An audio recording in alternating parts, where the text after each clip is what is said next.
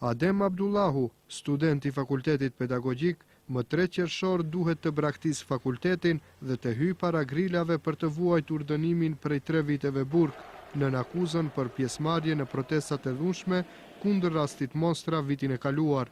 Atij gjykata i kishte caktuar 3 muaj liri për të ndjekur ligjeratat, pasi kjo i kishte takuar me ligj, por kjo e drejt nuk i është lejuar për herë të dytë, edhe pse pikërisht në ditën kur ai duhet të hyjë në burg, fillon sesioni i provimeve në fakultet.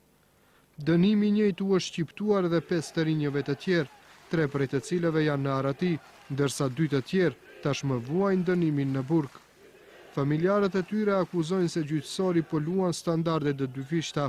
Muhamet Iljazi thot se djali i tij Onuri as që kishte marrë pjesë në protest, ndërsa prokuroria nuk kishte pasur asnjë argument kundër tij.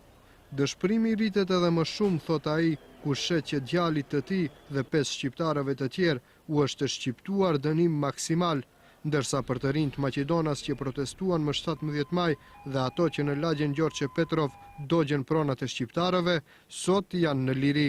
E kanë marrë gjallin pin xhami të dalë, xhuma konën e ka falë, xhuma të do pin xhami të më kërë e kanë marrë.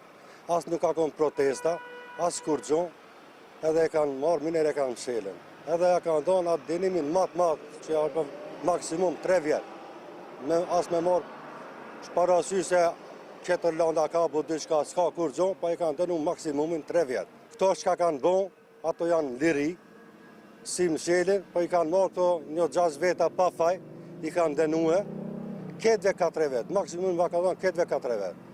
Edhe 7-5 maj shka bo ki asi protesta shka bo, që për në me ato kanë bo do dama, edhe kanë plagus do policë, ato i murën një mshelën jo 10 dita 20 sa kënë, apet i lëshunë, miner pa kur gjo, me kusht i kanë shuhe. Në Gjorçe si kanë thuj edhe dyqana, edhe restorane i kanë gegën, edhe ato i kanë shu ketë, a këto tonë pa faj, i kanë dënuar 4 vjet, që ala gjallin e kanë burg.